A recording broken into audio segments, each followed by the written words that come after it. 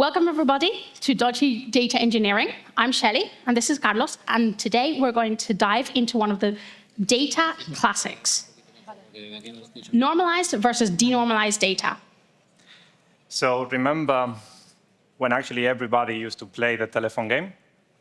How difficult it's actually to get a sentence. So for example, how many of you have played whenever you were kids the telephone game? Raise your hands. Okay? And how many of you playing that game managed to get the same sentence at the end of the chain?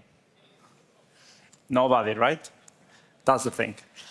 So we would start in the classroom at one corner, and we would go all the way around the classroom, ending at the other corner, and we would have a completely different phrase. Well, this is exactly what happens when we normalize data. Exactly. So whenever we have an over-normalized data, what we are basically doing with each join that we add complexity, and it affects the final result, because we need to iterate on it. As we can see in this slide here, we start with P's, we go to B's, knees, cheese, and fleas. It makes no sense. No, it doesn't. Let's go into a practical example.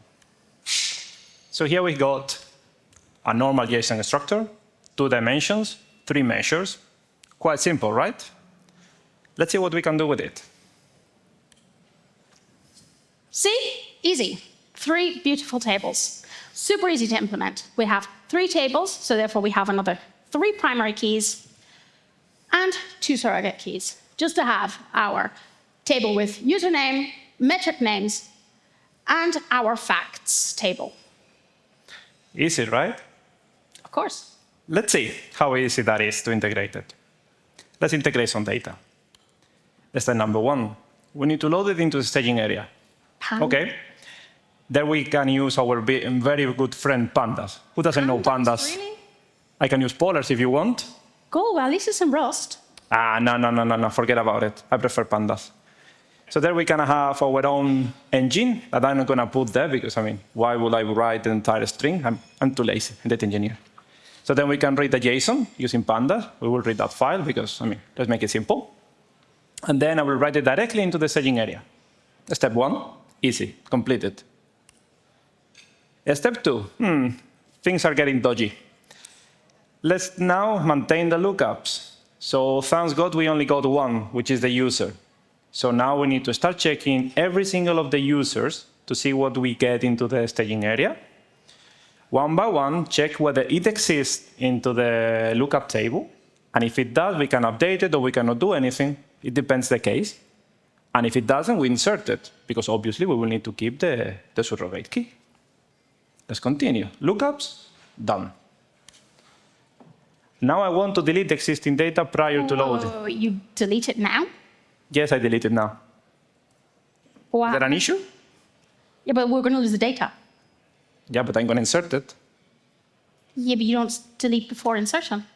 Yeah, but I mean, I would like to insert. I don't like to do updates on constraint unique. No, I prefer to delete and insert. And if something goes wrong, we got backups, you know? Backups never work. I mean, tell me whenever they didn't.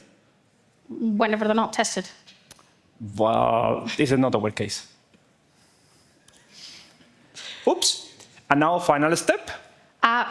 Your code doesn't fit in the slide. Yeah, I know. It doesn't fit. I know, but it's too long, and it's not even completed.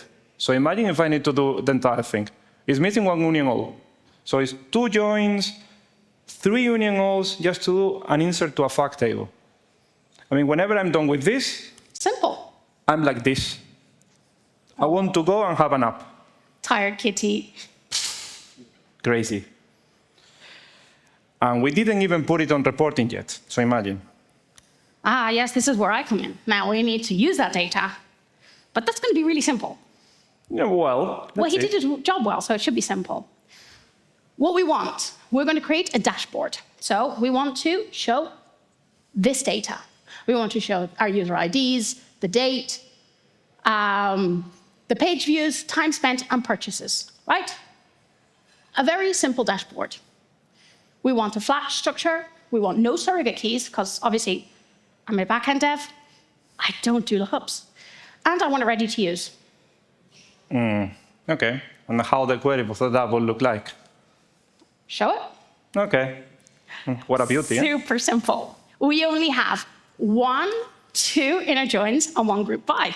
Sounds good you didn't normalize the date, because otherwise you will have another one. Okay, 4. 4, well, My DBA professor would be super proud of me. well, I'm not proud of that, to be fairly honest. I wouldn't do that if I can avoid it, to be honest. No. There should be another way, honestly. Go on, show the next slide. Hold on a sec. I mean, This is the data we wanted. We wanted username, date, page views, time spent, and purchases. Doesn't that look exactly like our original JSON? What do you think? it's exactly the same. So then, why don't we just store it in that way, and we forget about the other things, about lookups, joins, etc. Well, we did it that way because my uni professor taught me how to do it that way.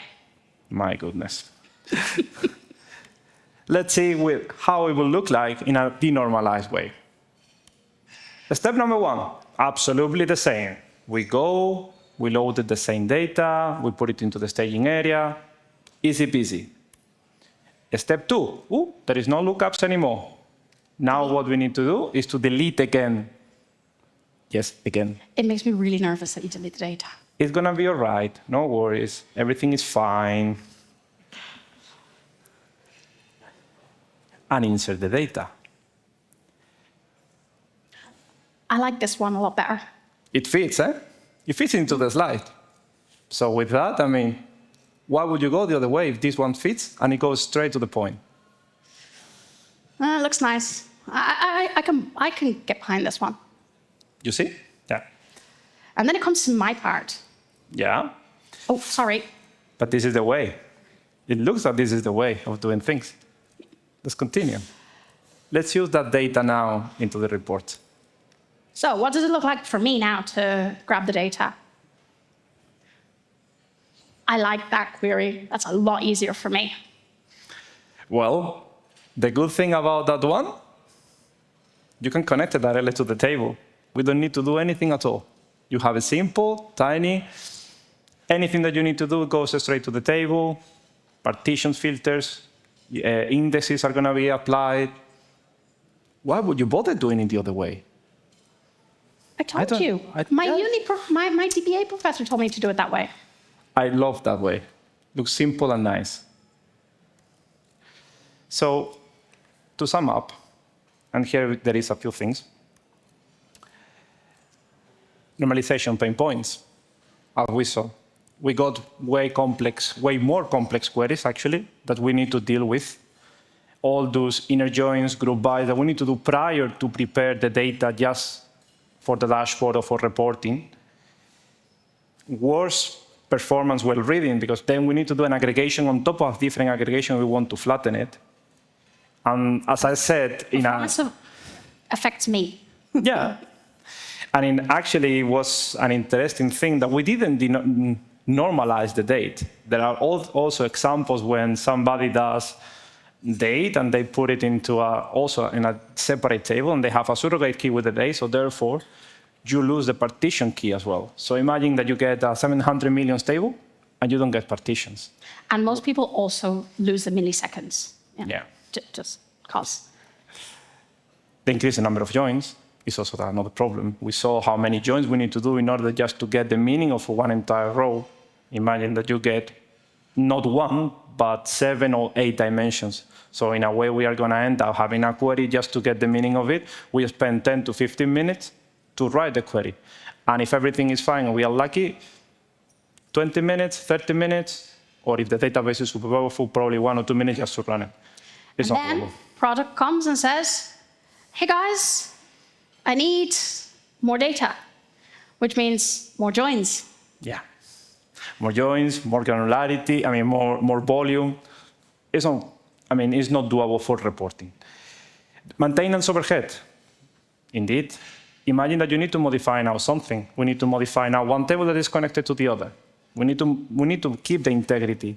So therefore, we cannot be modifying one table without the other. We need to keep the surrogate keys in place. So therefore, now means that we need to maintain at least 2 tables, always. And then it comes to everything else that comes in software. Retest all of the code. make sure that all of the joins are working correctly. It's just a huge amount of overhead, not just the amount of overhead that we have when it comes to actually running the data. It's the whole structure that has a huge amount of overhead. Exactly. However, why to use it for the denormalized way for reporting? Well, simple. We can, as we saw, we got straight queries to the tables. We are not saying that we can avoid joins 100%. There will be cases where there are some tables that we need to join with. I mean, potentially if you have a hierarchy of things and you want to have those joins indeed, that's fine. The aggregations are easier. You are doing aggregation directly on the table. So therefore, you don't need to be putting subqueries in it. It's simple for the reporting logic and also to have a semantic layer on top of it. That will simplify things for the reporting tool. And 9 times out of 10, when you're getting data from a third party, the structure of the data is already going to align with what you want, with small tweaks, which we can do in denormalized data without any problem. Exactly. And then it's ideal for the majority of the BI tools, actually. I mean, if we think about, I don't know, just to say Looker, whenever you get something, we go straight to the table, and it will start building the query dynamically. It knows what to apply, it knows what to aggregate, it knows how to join without having anything in the middle. So the simple that we prepare the data for the reports always is the better. So my takeaway on this is simplicity. That will be the best thing. And that's it. It's actually very short, easy case to be shown. Thank you, everyone. Thank you very much, everybody.